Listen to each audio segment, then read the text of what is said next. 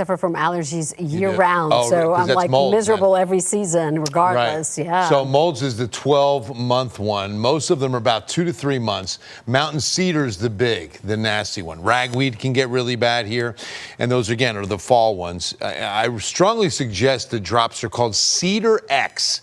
It's over the counter, right? You've used them? No, but I need to. Barry also told me that they were amazing. Cedar X, yeah, okay. And they usually run out at H-E-B because of how popular they are. Speaking of popular, Medina Lake, and it's got water in it. Take a look at this picture from Wayne and Jamie. Beautiful Medina Lake sunset. We're just under 30% full out there. That's one of the highest full rates or percentages I've seen in years. That is such a pretty picture. It is such a gorgeous lake when there's water in it, right? I mean, it's been as low as 1.7%, just under 2% full.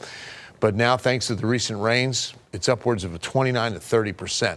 Hello, Hondo. We're doing our Pick City forecast. I pick a city, and we do the forecast for tomorrow. Tomorrow is Thursday, and we're looking at a hot 97 in Medina County. Hondo's the county seat, just out to the west on Highway 90. You've got a heat index of 104, south and southeast winds about 10 miles per hour, keeping the humidity there. But those low dark clouds, they might stick around a little bit longer than early afternoon or even midday like they did here today. Notice that we've got a fair amount. And so this does indicate that the high is not right on top of us, really not dominating. And that's why we've gotten a few little sea breeze showers. We'll take a look at radar in a moment. But first, most importantly, temperatures. Where are we? Well, we've got 98s at Lackland, at Stinson, at Calaveras, Pleasanton. 97 Castroville, Hondo 95, 91 up in Bandera. But it feels like 96 at Kerrville, 103 at Seguin, Gonzales the same. And remember, we're climbing, so we're probably going to get a little bit hotter on the heat index, especially east of the city into the 5 and 6 p.m. hour. 104s along the Rio Grande, what it feels like.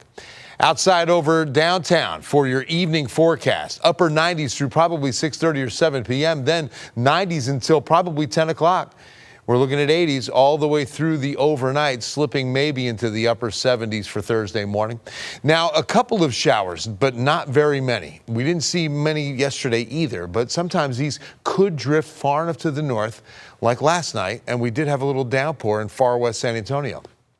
Computer model says at 4 o'clock you can see what's out there, but really not too much heading into tomorrow morning. Another cloudy start, and then maybe pop in a couple of isolated showers and daytime heating tomorrow afternoon around this time.